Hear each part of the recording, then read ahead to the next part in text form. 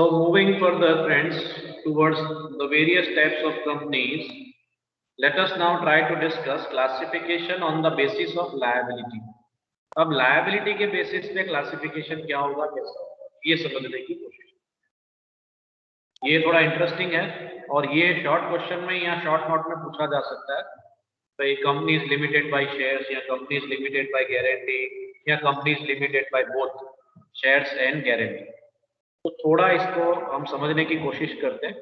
Liability के basis पे company का स्वरूप कैसा रहेगा, किस स्वरूप की कंपनियां अवेलेबल है मार्केट में।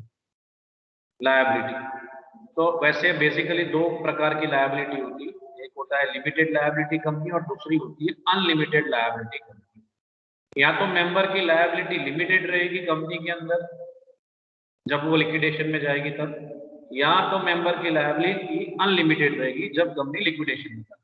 इतना बेसिक चीज आप पहले माइंड में रखिए। अब लिमिटेड लायबिलिटी कंपनी के 3 हेड्स है, जिसमें पहला आ रहा है कंपनीज लिमिटेड बाय शेयर्स।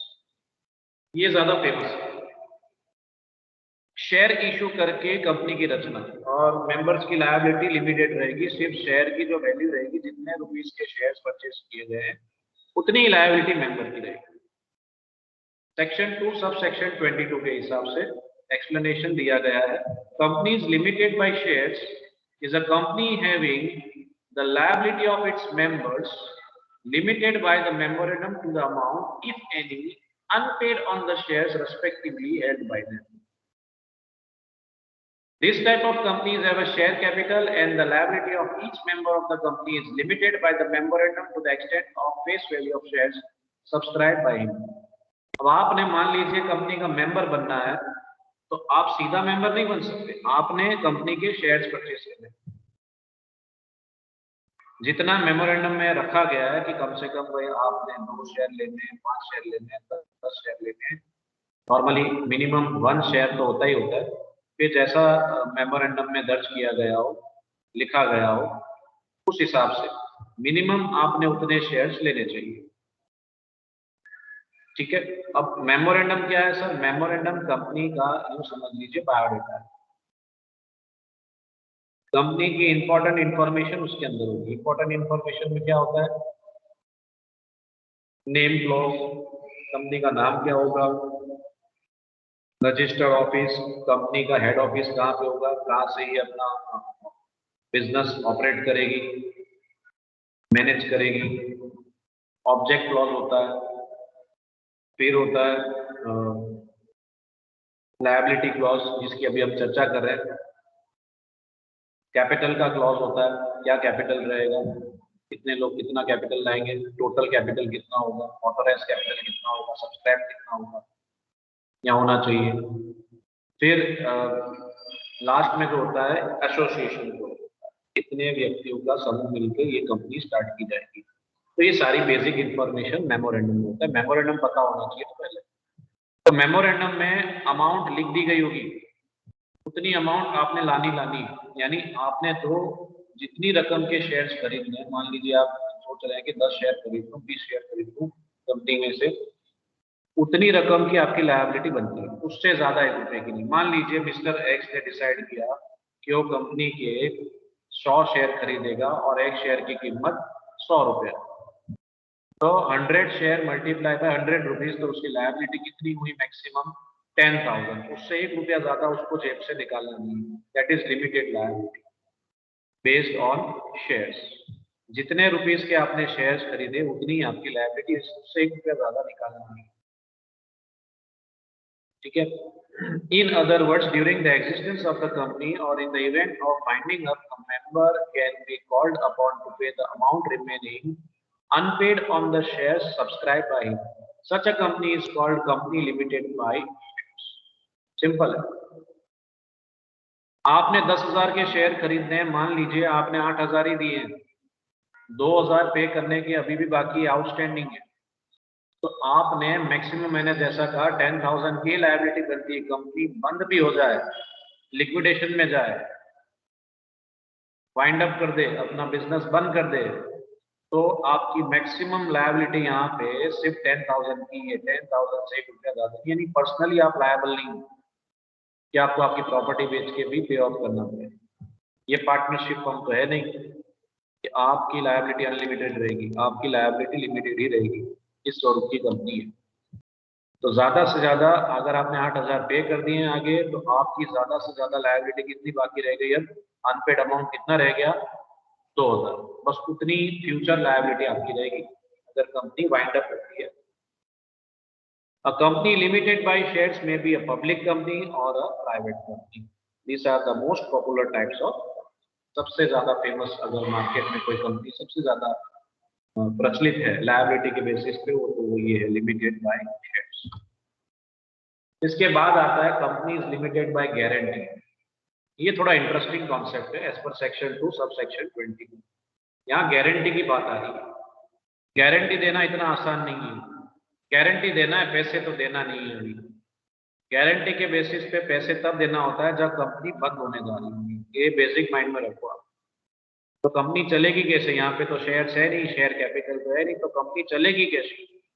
ये समझना है। पैसे के बिना कंपनी स्टार्ट कैसे करोगे? शेयर कैपिटल वाली कंपनी में तो शेयर बेच के कैपिटल मिल जाएगा कंपनी को। यहाँ कैपिटल कहाँ से मिलेगा?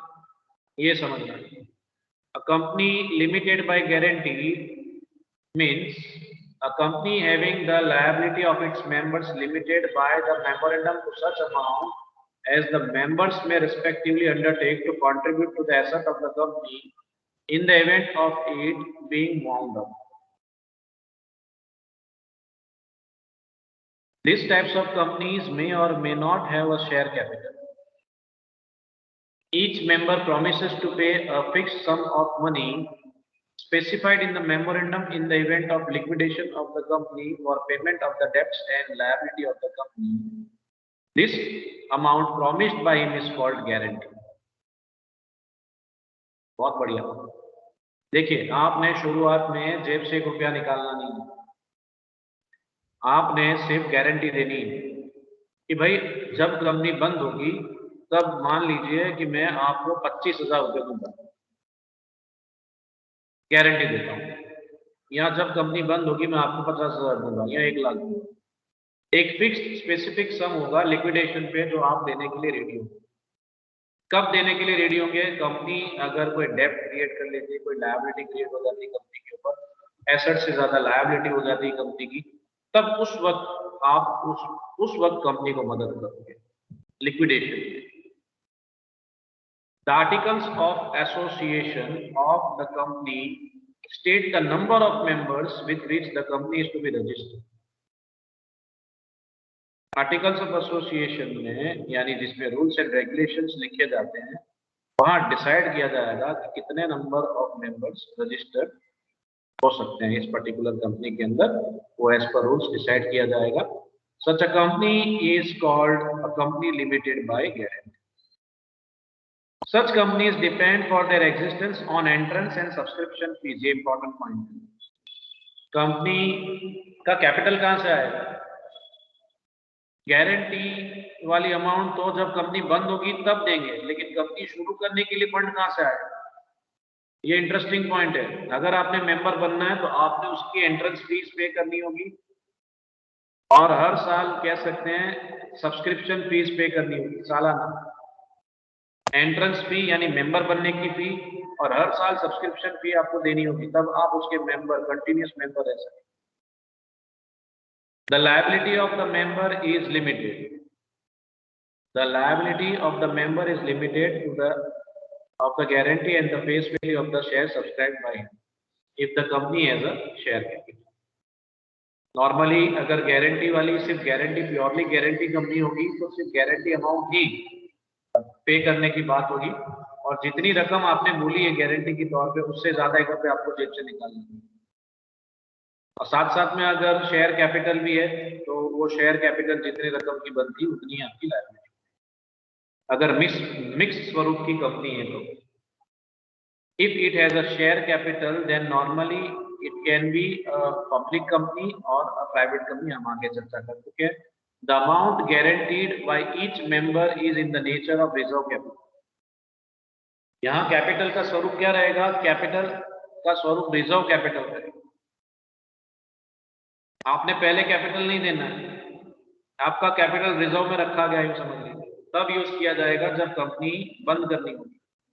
This amount can not be called upon accept in the event of winding of the company. Company ये कभी भी डिमांड नहीं कर सकती है, जब तक बिजनेस कर रही है, अपना कार्य कर रही है, एक्ट कर रही है, फंक्शन कर रही है, तब तक 1 रुपया मेंबर से कैपिटल के स्वरूप में नहीं ले सकती। फीस ले सकती है। तो ये स्वरूप की कंपनी होगी कैसी? तो नॉन ट्रेडिंग और नॉन प्रॉफिट कंपनीज होगी। कैसी कंपनी होगी? प्रॉफिट मेकिंग कंपनी नहीं होगी। किस स्वरूप की कंपनी होगी? नॉन ट्रेडिंग और non profit making companies formed to promote culture, art, science, religion. जैसे अभी ये हुनर हाट हुआ था, उस टाइप की company. Commerce, charity, sports etcetera are generally formed as companies limited by guarantee under section 8 of Companies Act 2013। जब मैं रिलीजन की बात करता हूँ, धर्म की बात करता हूँ, तो सर जैसे कि साईं बाबा चैरिटेबल ट्रस्ट, ठीक है, जहाँ प्रॉफिट मेकिंग ऑब्जेक्टिव नहीं है इन कंपनियों का। एनजीओ हो सकता है, चैरिटी की भी बात आ जाती है, कोई एनजीओ हो सकता है, कोई ट्रस्ट हो सकता है। तो ये सारी कंपनीज यहाँ पे आती है, जहाँ पे ये कैसे चलता, कैसे फीस से पूरा कामकाज चलता है। हमारी एजुकेशनल इंस्टीट्यूशन देख लीजिए आप, इसका खुद का ट्रस्ट है, तो ये भी फीस के मदद से ही चलता रहता है।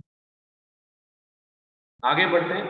अब मिक्स अगर हो तो company limited by guarantee having share capital.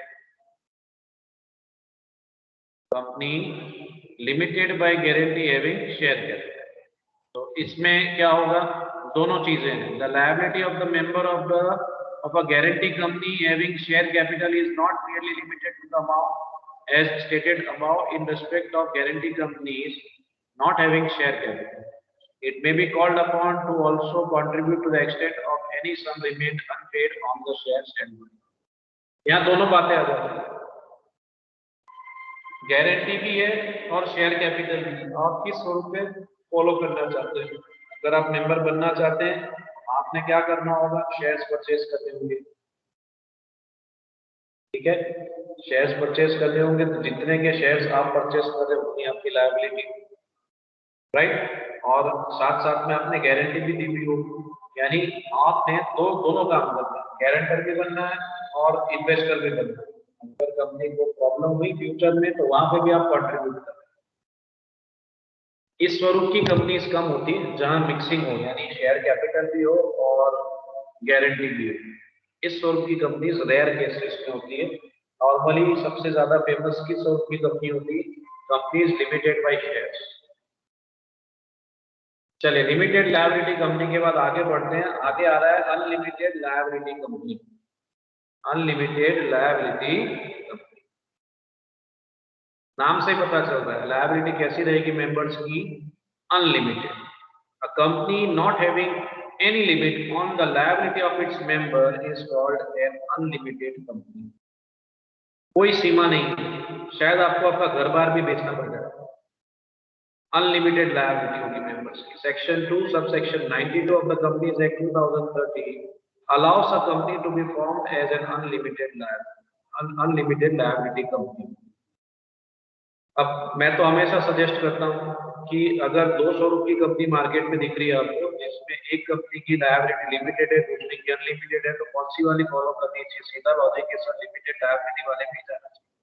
आपको आपकी लायबिलिटी तो पता चलेगी कि भाई मैंने जो 25,000 के या 50,000 के शेयर खरीदे उतनी मेरी लायबिलिटी, या जितनी रकम की मैंने गारंटी दी उतनी मेरी लायबिलिटी, उससे 1 ज्यादा रुपया मुझे जेब से निकालना नहीं।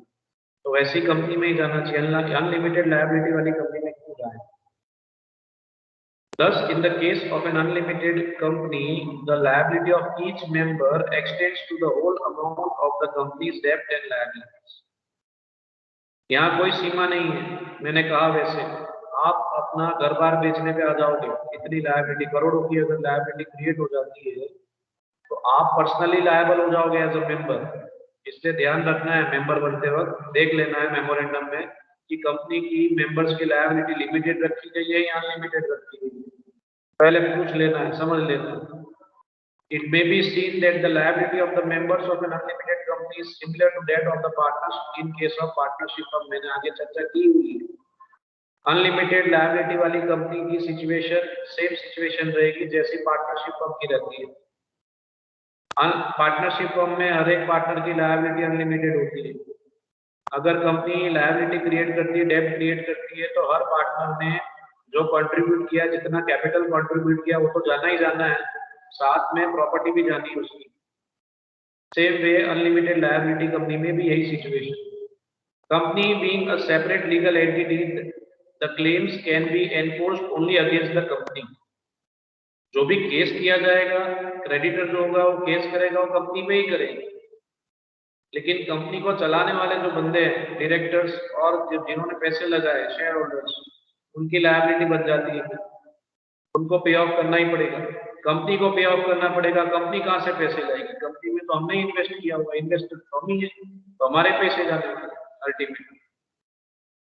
Thus, creditors shall have to institute proceedings for winding up of the company for their claims. अगर कंपनी पैसे नहीं दे पा रही है तो अल्टीमेटली कंपनी पे केस करके रिकवरी की बात होगी।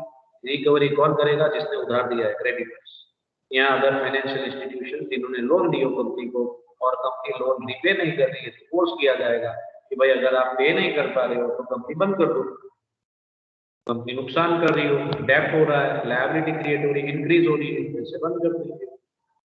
But the official liquidator may call upon the members to discharge the debts and liabilities without।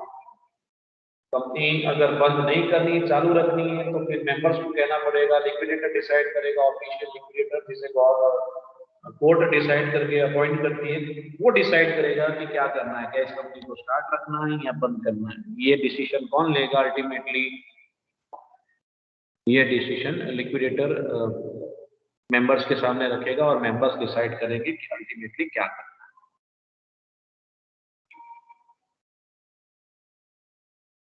So an unlimited company may or may not have a share capital.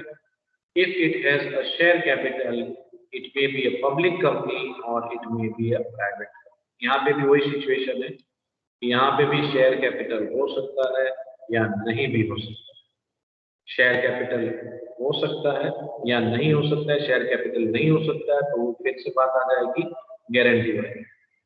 If it has a share capital, it may be bifurcated further as a public company or private company। अगर जहां share capital होगा तो basic याद रखो, share capital होगा तो company का स्वरूप या तो पब्लिक कंपनी का होगा या private company. If the company has a share capital, the article shall state the amount of share capital with which the company is to be registered। Articles में ये स्पष्ट लिखा गया होगा कितना कैपिटल कंपनी को चाहिए और कितने कैपिटल से रजिस्टर होगा। The articles of an unlimited company shall state the number of members with which the company is to be registered। ये भी कितने अमाउंट के शेयर्स होंगे ये आर्टिकल में दर्ज करना है, लिखना है, दर्शाना है। सेम वे कितने